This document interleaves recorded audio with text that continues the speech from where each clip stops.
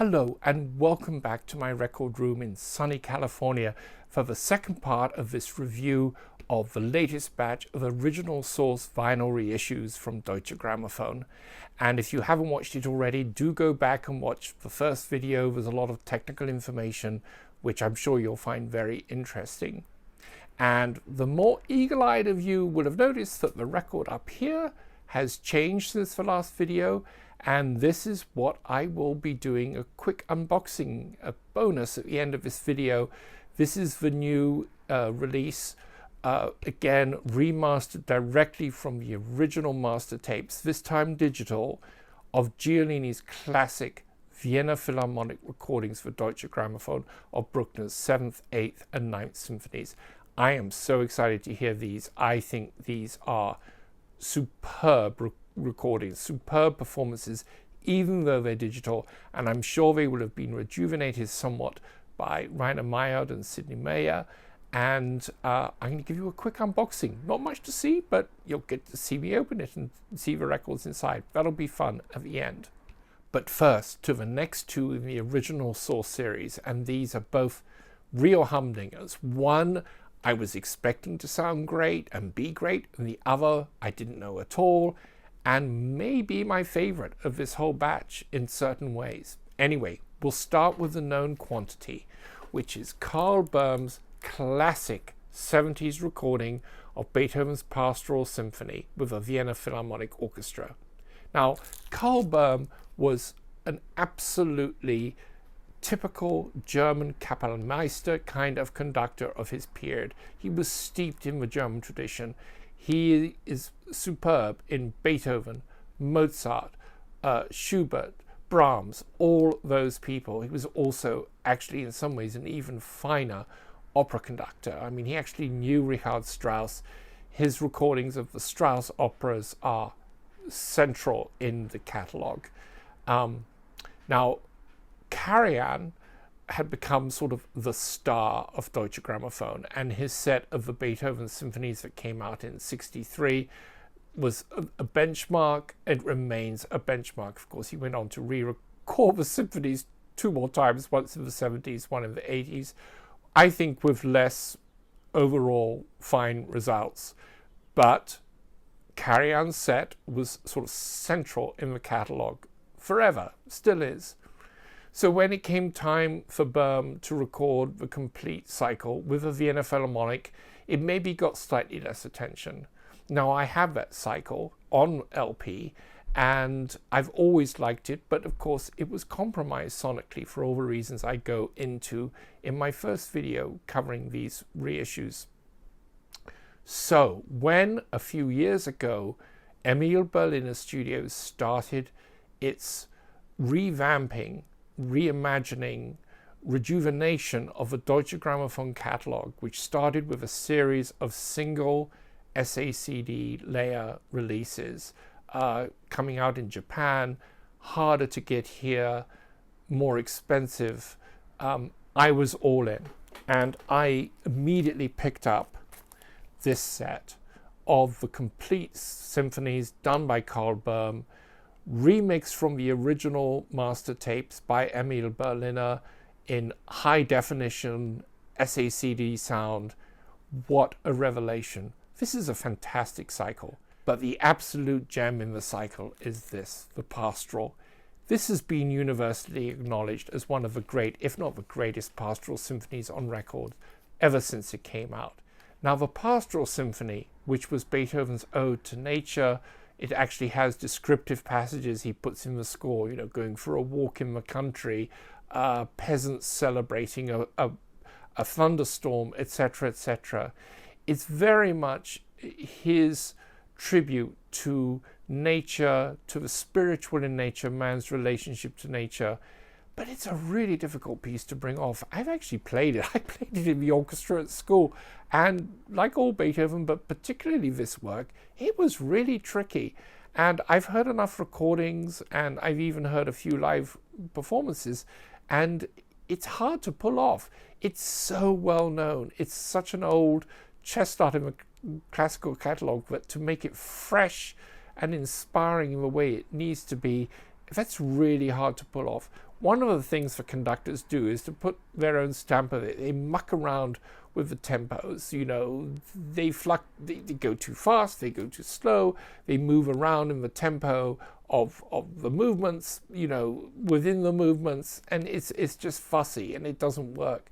Now, this recording, I think, is just judged to perfection. The tempo for each movement is perfectly judged. He just knows exactly where to settle the music. And then within that tempo, he moves around. There are a few places where he does these rallentandos. That's where you let the music let up, etc., and then speed up or whatever, slow down, speed up. He judges it perfectly. It's never fussy. It's never gimmicky. It just all feels right. And the sonority of this recording is simply glorious. Recorded in the Musikverein, that's the concert hall for the Vienna Philharmonic, not recorded in the Sophiensaal like Decca used to do with the Vienna Philharmonic, which I discussed in my earlier video about the Bruckner. It's recorded in that hall, like the Kleiber 7th, which came out in the first batch of these original source recordings. The sound is just burnished gold. It's glorious. You have that sweet Vienna Philharmonic string sound. You have the brass and wind just blending. They have a beautiful round quality. You know, the Vienna Philharmonic instruments are slightly differently designed. I mean, Michael could talk to this in greater detail, but for example, you know, they have a wider bore. They're constructed slightly differently. It's a rounder, more woody sound than maybe you're used to from modern orchestras, but it's just so rich, so lovely. Now you have to think that the Vienna Philharmonic must have played this piece 1,000,000 times, and yet it sounds completely fresh. I came to the end of it, and you know, I had heard this version, loved it, but this version is even better. I think because it's on vinyl, the way he's remixed it, remastered it directly from the master tapes, all analog. I mean, it's glorious. Interestingly, another audiophile edition of this did come out a few years ago. This was Project Audio, and they did a couple of audiophile AAA pressings of several different records, and they did a version of this, the Pastoral Symphony, coupled with doing the Egmont Overture. Now, their source would have not have been the 4-track master tapes which Rainer Mayer used. They would have mastered it from the stereo mixdown, and it's a drier sound. It's actually a really nice sounding record. I put it on when this came in for a comparison, and I was really struck by how good it sounded. I actually sent it off to Michael with the other review copies so that he could have a listen. I'll be very interested to see what he has to say about it in comparison to this new original source version. But this original source version, you know, it's got the extra acoustic of the hall. It's all laid out before you. The soundstage is enormous. The Pastoral Symphony has always been a very special work for me. It was one of the first pieces of music I really connected with as a kid. When I was little, the only record player we had in the house was one of those little portable machines, which was basically my father's, and he had a small collection of records, and one of the ones he had was this one. This is Herbert von Karajan's mono version, his first Beethoven cycle with the Philharmonia Orchestra, done for EMI, what was then Columbia. This is not the actual copy. This is one I then bought later. Look, there's the label. Many people think more highly of Karajan's EMI cycle, Columbia cycle, than they do of any of the later ones. And actually, this recording of a Pastoral is the best of all his recordings, without a doubt. It has some of that spiritual quality that you hear in the Bohm recording. Very special, but of course sonically limited, though I will say that in the CD remastered version of this, which was done as part of the set of all the Karajan EMI recordings, they did a remastering. They're all available in little box sets. It's a great way to sample and get into the Karajan EMI legacy. But this Beethoven cycle sounds amazing, and the sixth sounds great. But I just love having this, you know. It reminds me of my dad. It reminds me of this piece. This was, you know, one of the first pieces of music I really, really connected with. This, the planets, the Nutcracker Suite, all pretty predictable, but there we go. The audiophiles amongst you will immediately be thinking of the other great audiophile recording of the Symphony No. 6, and it's this one, originally issued on CBS, the great Bruno Walter, like Bohm, of that slightly older than Bohm, as if I recall, yes, older than Bohm, but that generation of the great Middle European German conductors. He ended up coming and living in America and re-recorded much of his repertoire, first of all in mono and then in stereo.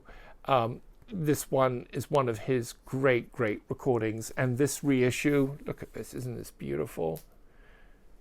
This is, there we go, another photo of him.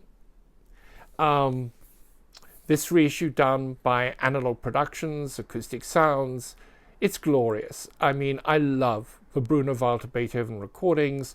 I have the complete set, both in vinyl, a 2i pressing, not the original pressing, but the 6i, but the 2i pressing.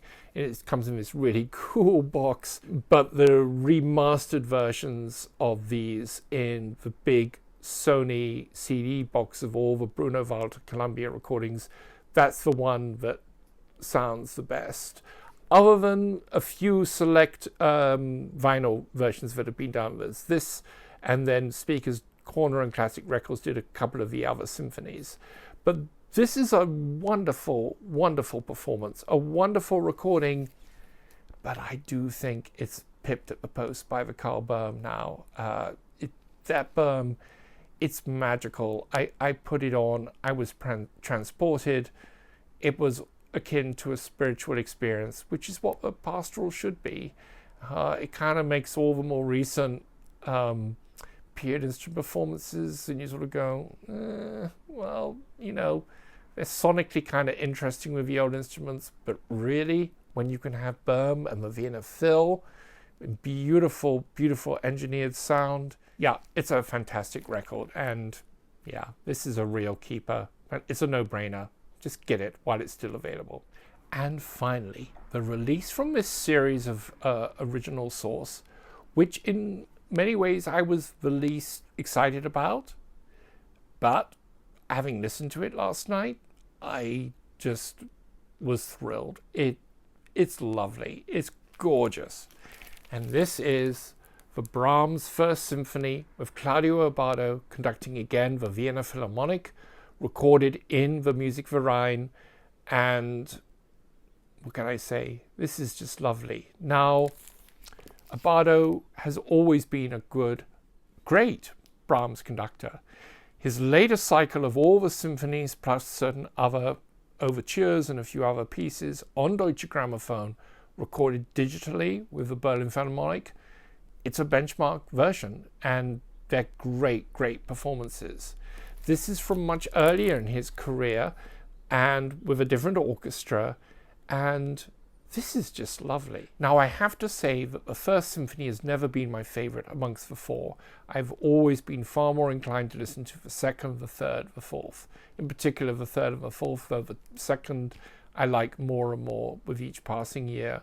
The first, I've always found it a little bit heavy going, a little bit bombastic. It does have that great tune in the last movement, and the opening of a symphony with a thundering timpani coming in. I mean, it's a really extraordinary opening to a symphony, and I'm going to be talking about that opening in just a moment.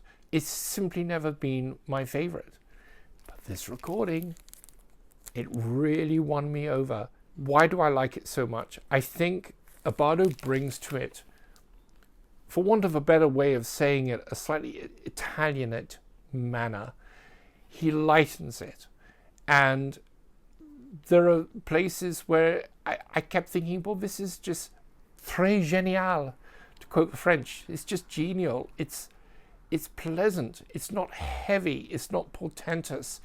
And in this mastering, where you get all the extra acoustic and dynamic information, there's just such a transparency into the orchestra.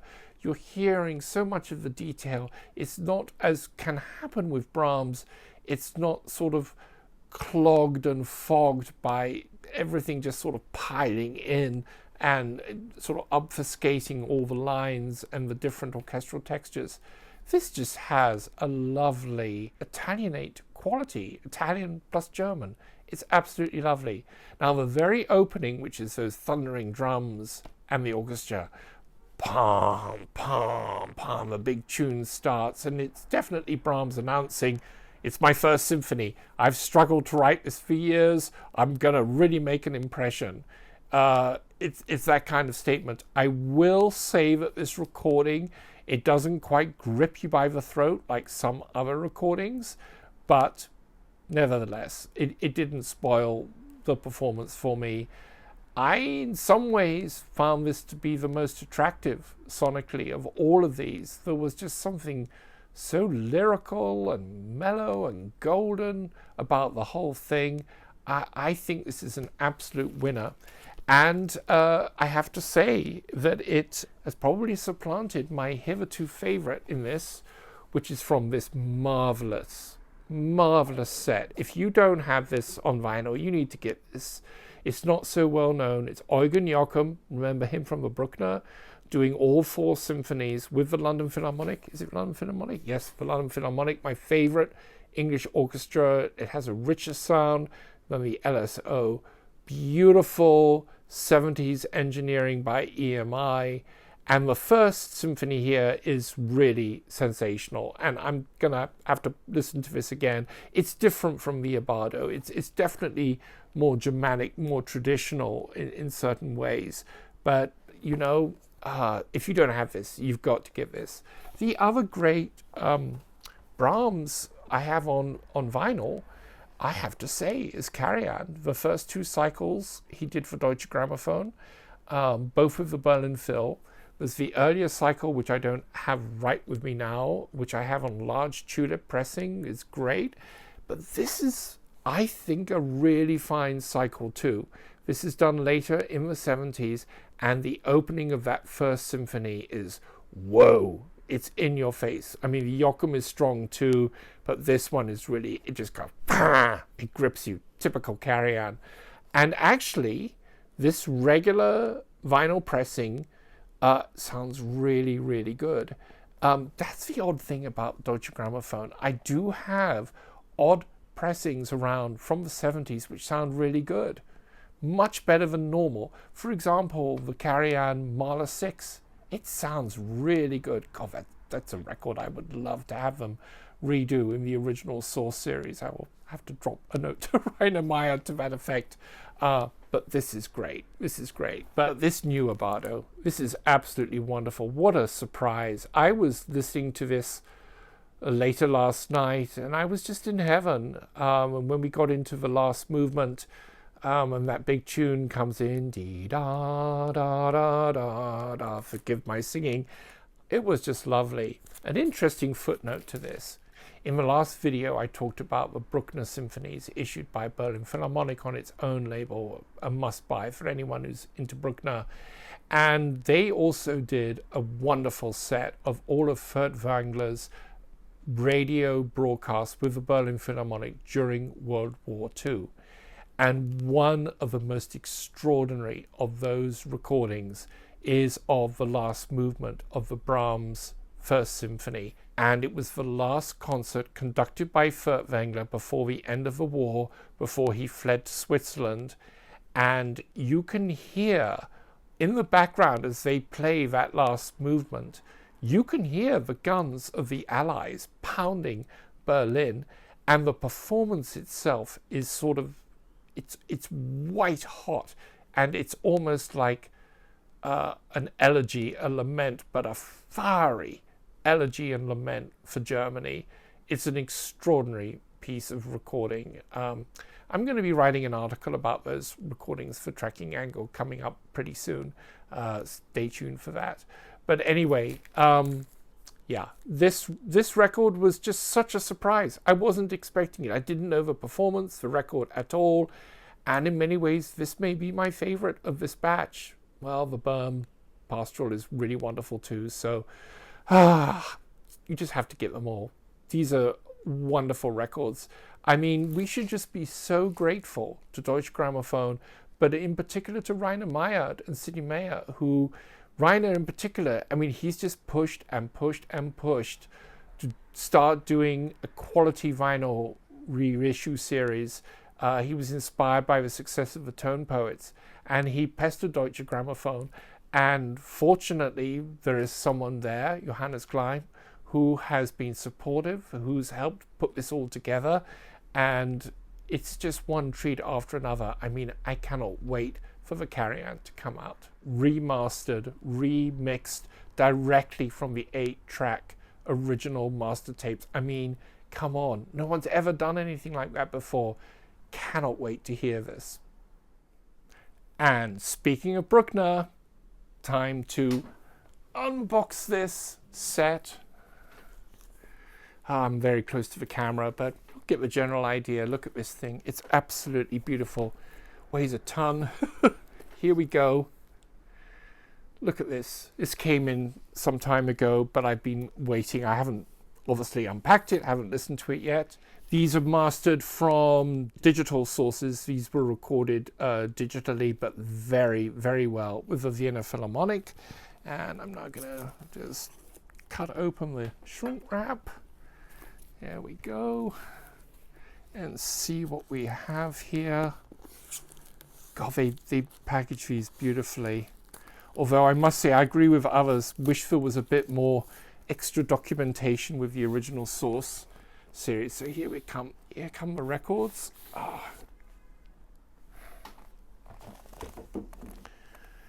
Oh, here we go. Again, as with the other original source series, these have matte covers.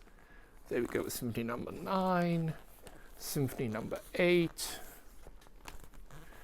Symphony number 7.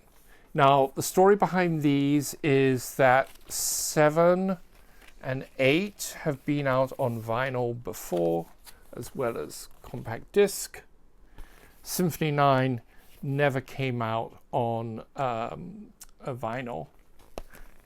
What's great about these is, as with these others, they've cut them in such a way that you've got no constriction on the records. So these are cut like so. This one, which is number 7, you've got 4 sides for the 4 movements. Again, likewise for this. And the 9th, actually again, is on 3 sides. Now, I have all of these. I'm a huge Giulini fan. I collect his earlier EMI recordings, and he's just a wonderful conductor. These are amongst the very greatest Bruckner performances and recordings. And, oh God, look at what they've done here. They've done these beautiful gatefolds. You see the original tapes. Digital, remember. Oh, here we go again. Oh, wow, look at that. It's really exciting to have the 9 on vinyl. This is my benchmark 9th Symphony. I mean, I have others, which I dearly love. The Karl Schuricht on EMI. The earlier Carry-On, actually, number 9, he recorded in the, I think, the 60s. But this one is great. And I actually have, I was looking for it, I couldn't find it. I have the CD, SACD version of this on Esoteric, which sounds incredible. I'm anticipating great things with this. I know that Rainer and Sidney have worked some magic on it to enhance all of these. I think sonically these are going to be as good as it gets.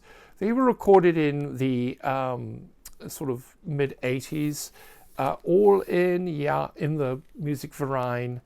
I don't think any of you who are interested in Bruckner, in these recordings, should hesitate. Even though these are originally digital, they're very well recorded. And Rainer actually said to me that he greatly admires the engineering job done on this, and they will have worked some magic on them to make them sound even better. There are lots of things they can do these days to make digital sound better. So this, I think, it's coming out in about a month. This is a must-buy for any of you who are into Bruckner, who are into Giulini. This is amongst his finest achievements. I'm excited to listen to these. I will be excited to review them for Tracking Angle. So there we have it. We've covered the latest original source. We've got this little bonus going here. Look out for Michael's reviews in Tracking Angle. I've got various articles coming up. I'll put links in the description, etc., etc. Do please like and subscribe. Thank you so much for watching. If you buy these original source and want to share your reactions to them, do please add something in the comments. Lovely always to hear from all of you. Good, bad, whatever you have to say. It's just always great to hear from you. Thank you so much for watching. Happy listening, and until next time, good night.